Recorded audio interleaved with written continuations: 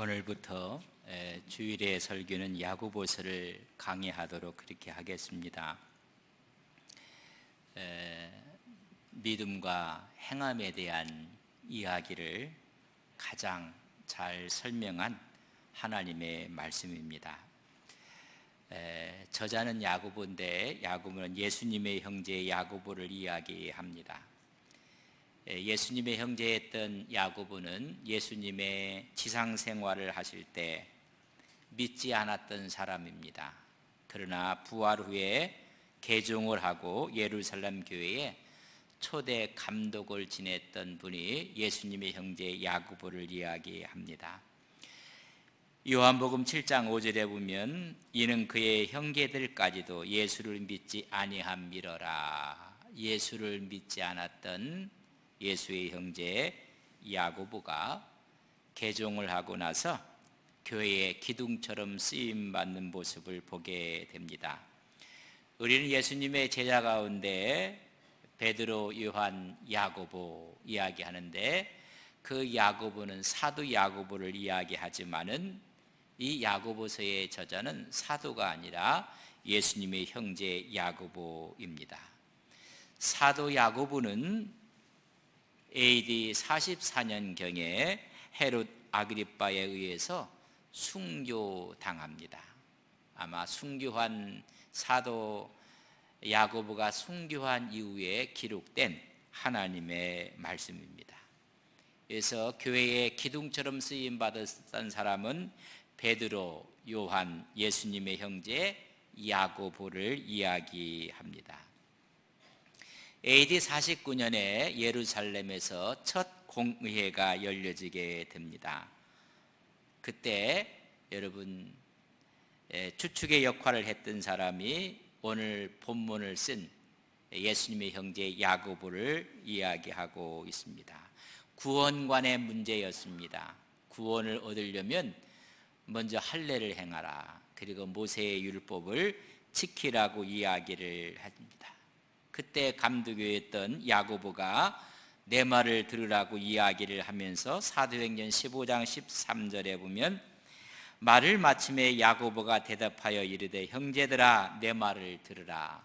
그 야고보가 오늘 예수님의 형제 야고보를 가리키고 있습니다.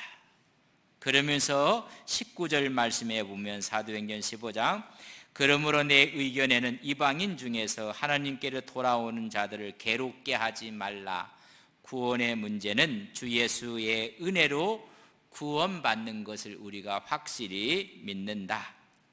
할례를 두고 모세의 율법을 두므로 그들을 하여금 괴롭게 하지 말라는 여러분 예루살렘의 공의의 결정을 우리가 보게 됩니다. 그러면서 우상 숭배를 금지할 것을 이야기하고 음행과 목매어 죽은 것을 먹지 아니할 것과 피를 멀리하는 것이 좋겠다라는 회의 결과를 나타냈던 분이 야고보입니다. 이 야고보는 요세푸스에 의하면 62년경에 사도계열 대장이었던 아나누스에 의해서 돌에 맞아 순교를 합니다.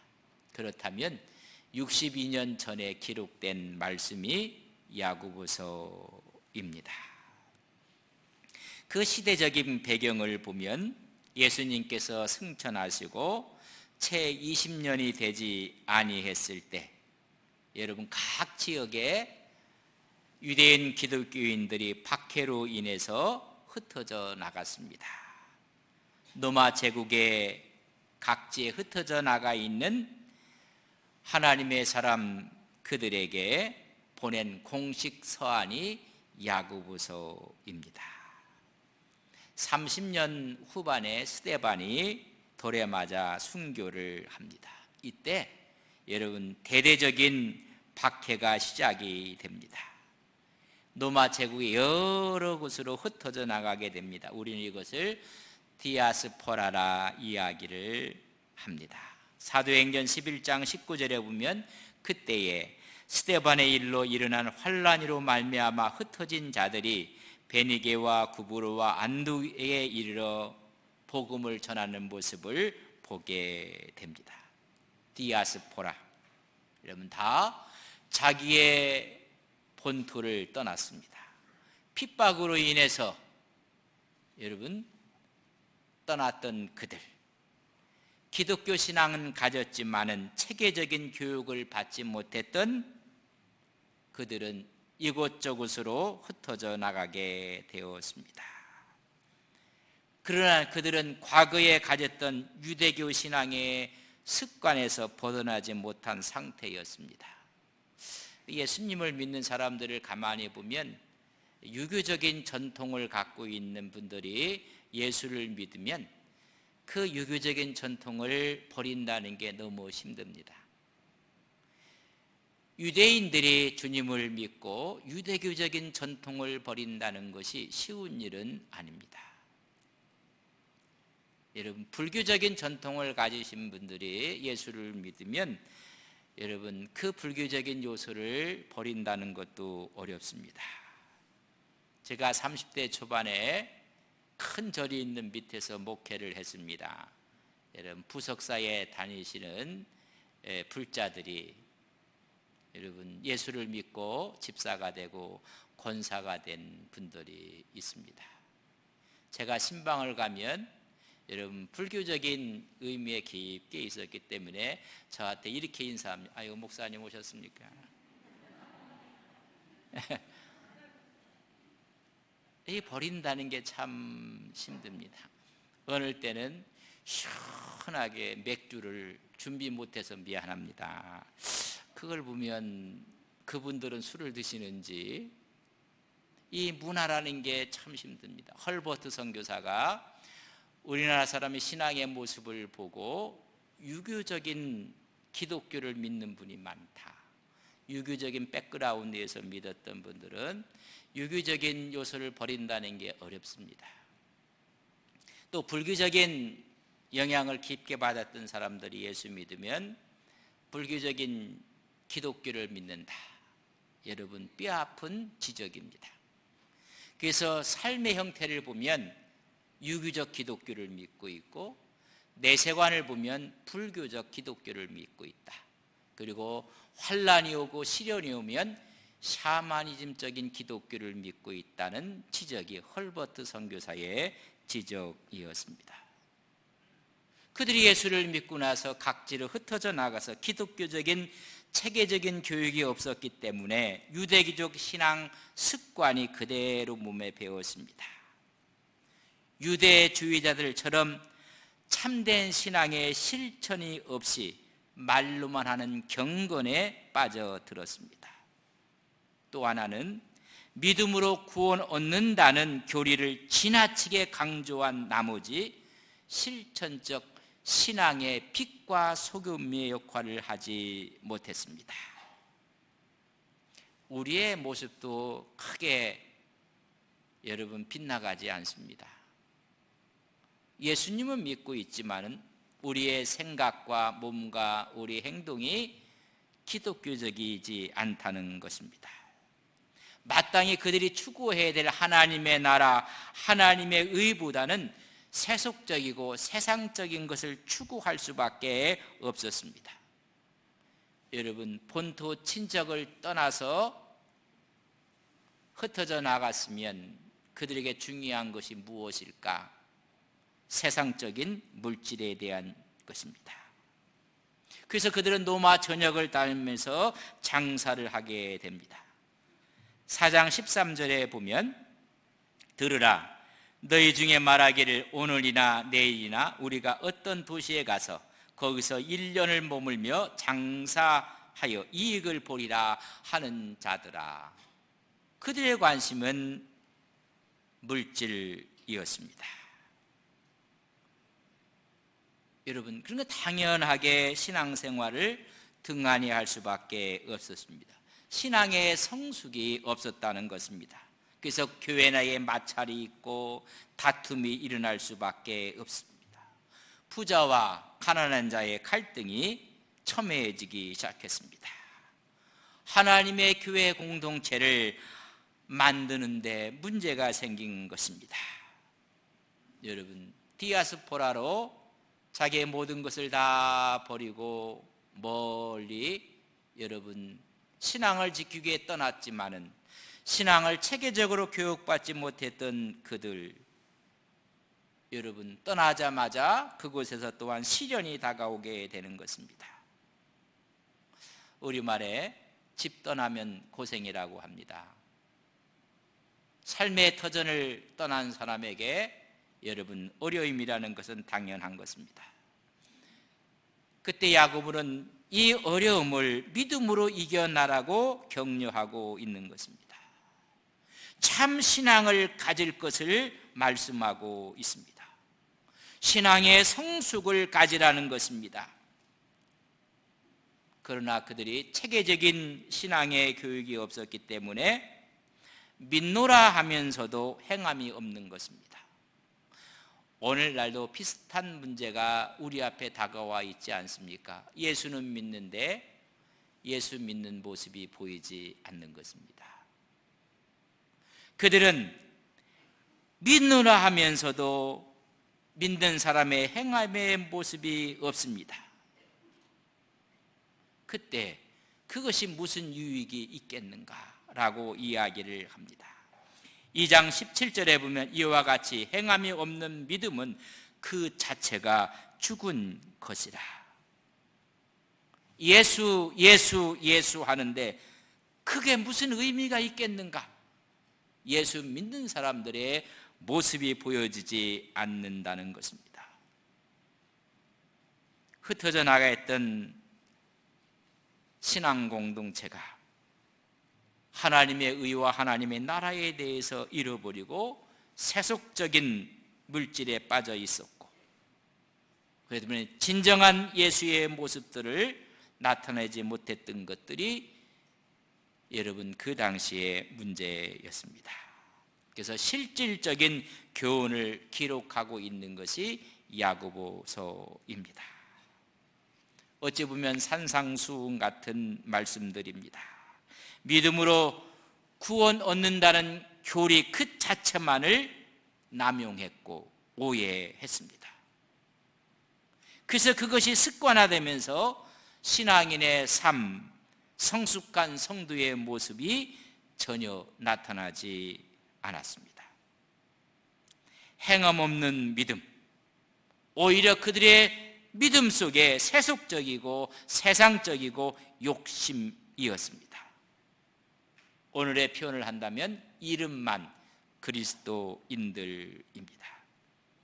그들에게 야고보는 세상의 욕심을 버려라, 신령한 은사를 사모하라, 너의 성품이 신의 성품을 닮아가라고 이야기해 주고 있습니다.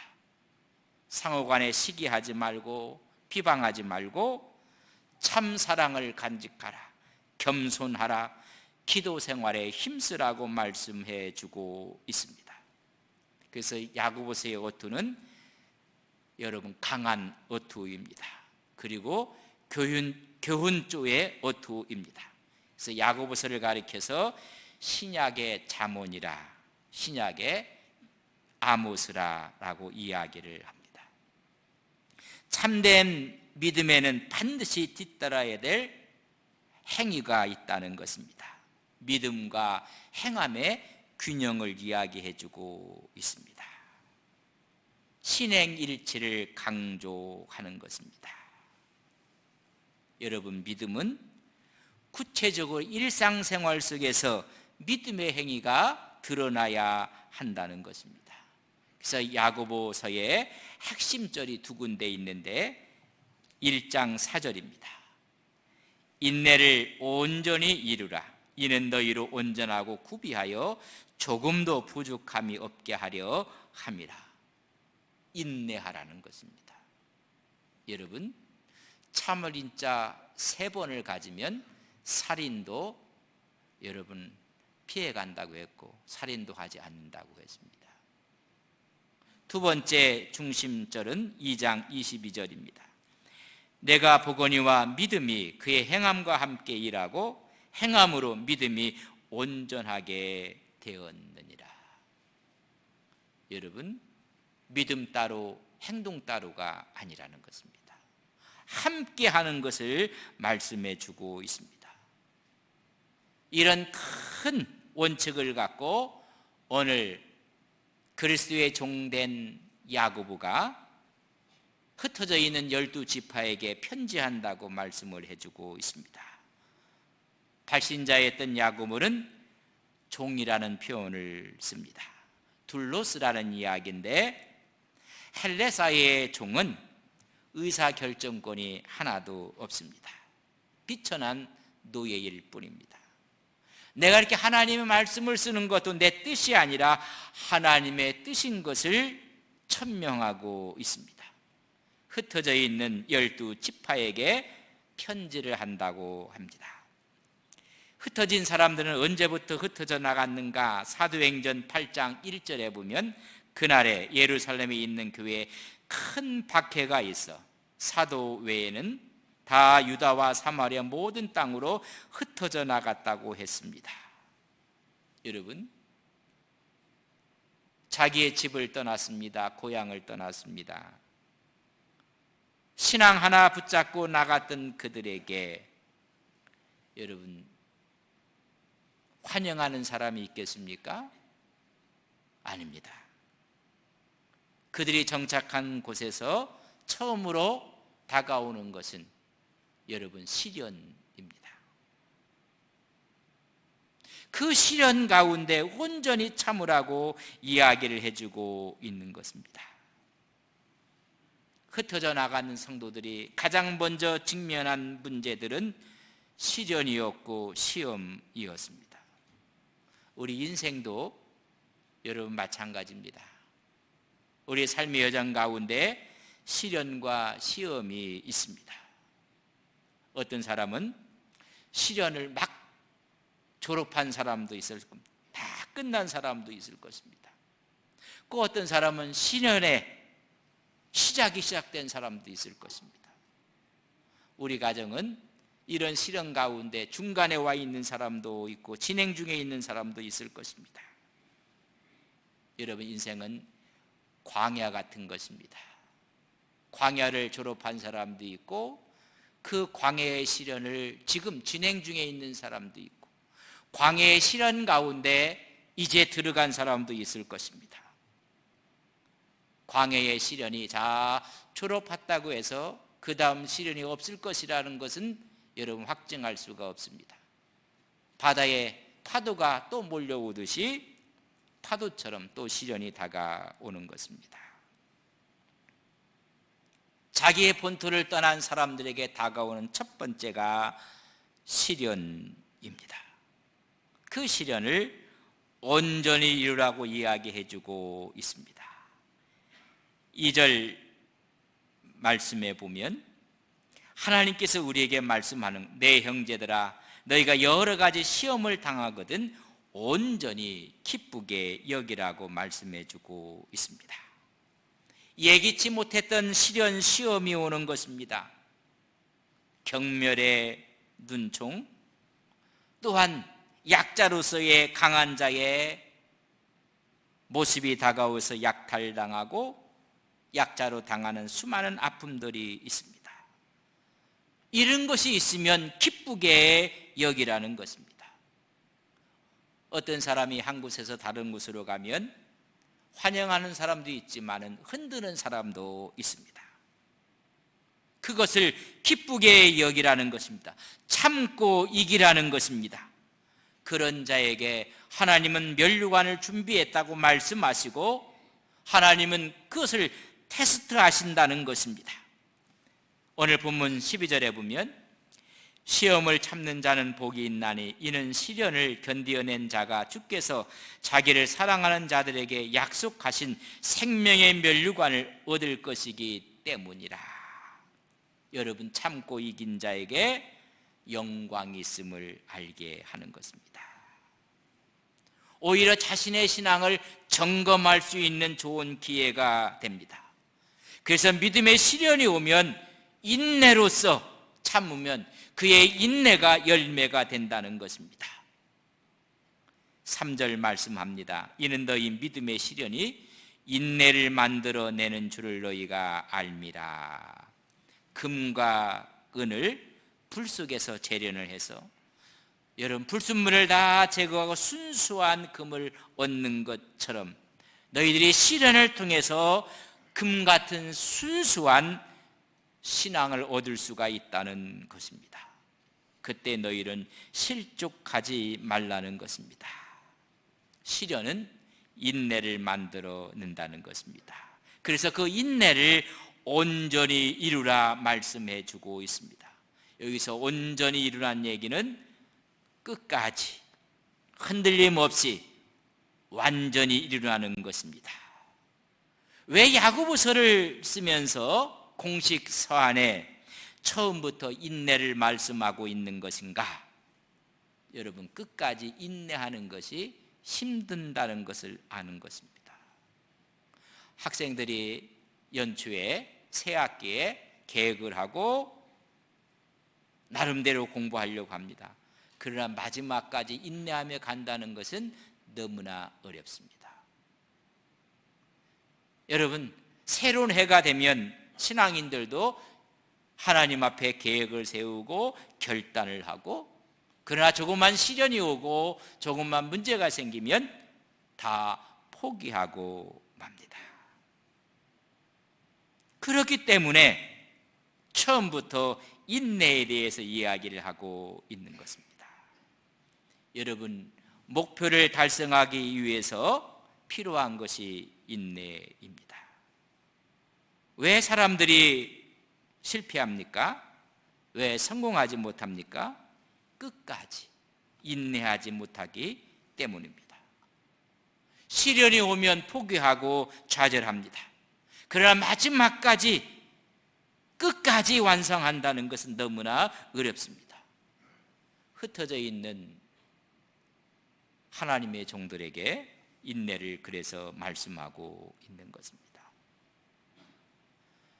한 방울 한 방울 떨어지는 낙수가 바위를 뚫어내는 것입니다. 마지막까지 한다는 게 너무나 어렵습니다. 성도가 시련을 극복할 때 진정한 그리스도인이 된다는 것입니다. 성숙하는 것입니다. 이 성숙할 때 필요한 것이 지혜라고 오늘 본문은 이야기해 주고 있습니다. 여러분, 지혜가 없어서 여러분 중간에 변질되는 것입니다.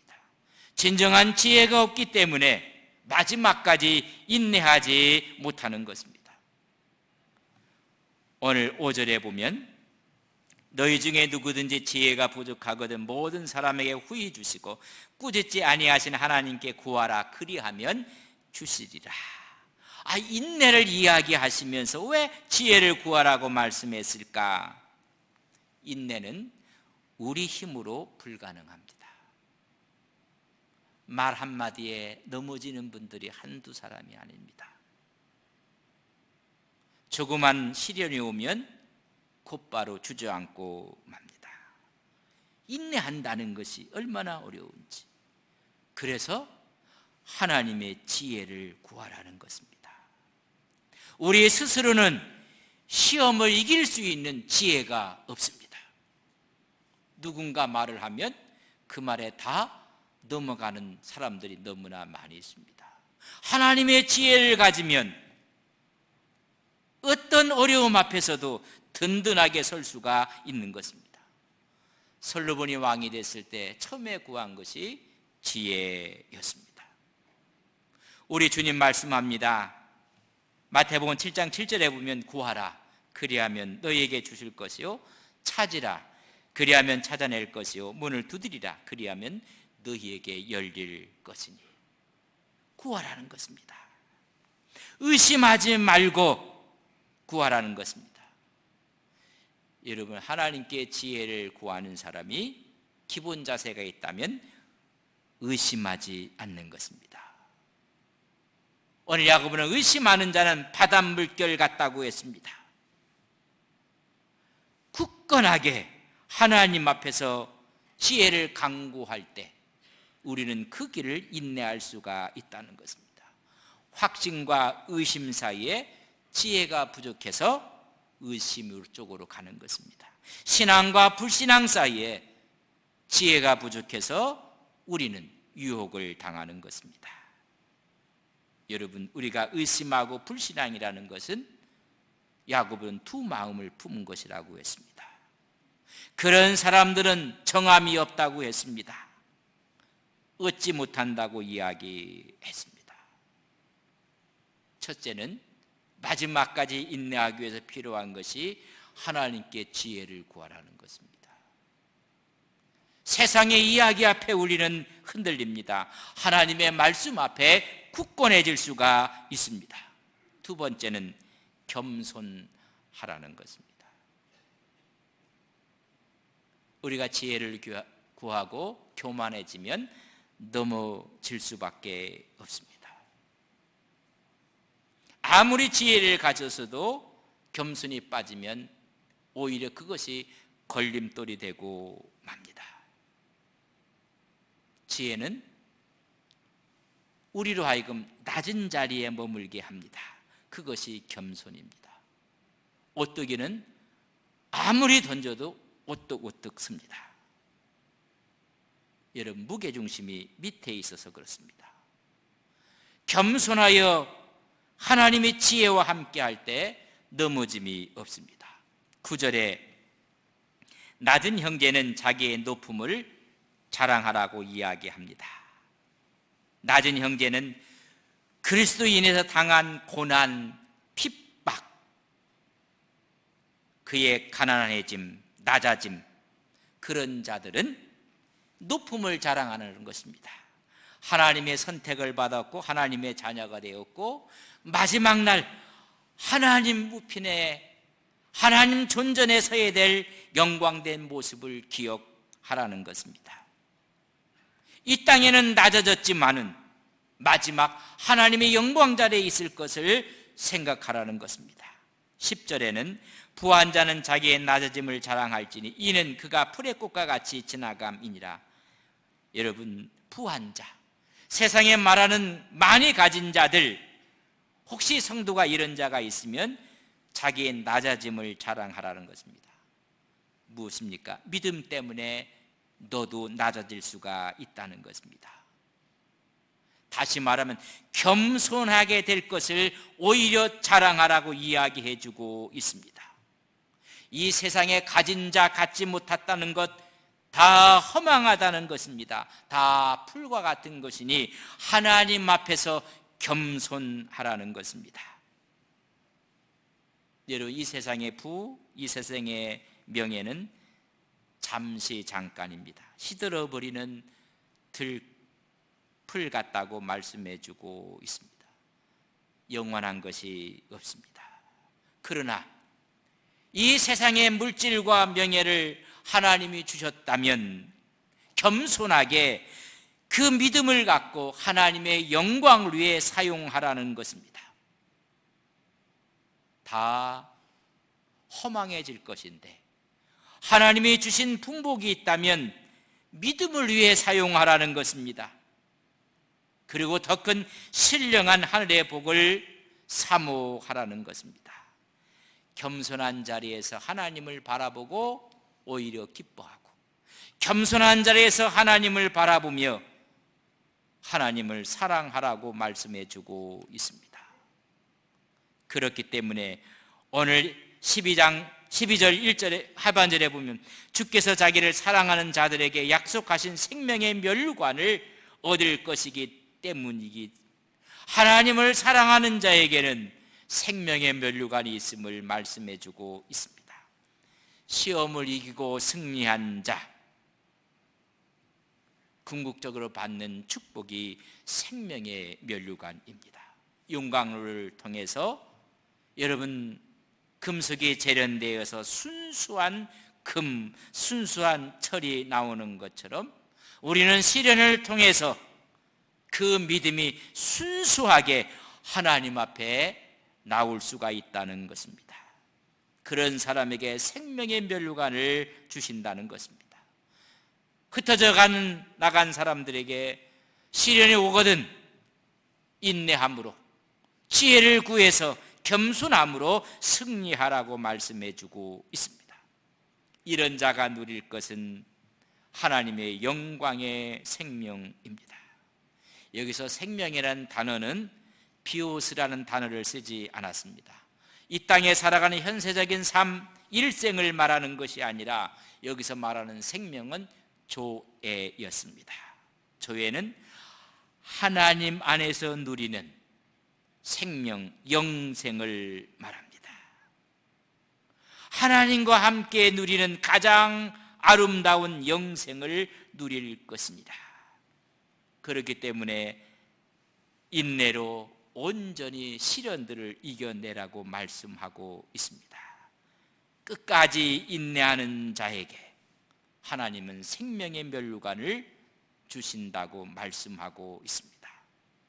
그러나 많은 사람들이 시련이 오고 고통이 오면 쉽게 절망하고 포기하고 맙니다.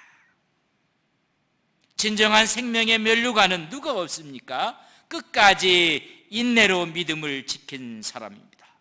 마지막까지 겸손한 자세로 하나님의 영광을 드러낸 사람들입니다. 여러분, 인내는 성령의 열매입니다. 오래 참음입니다.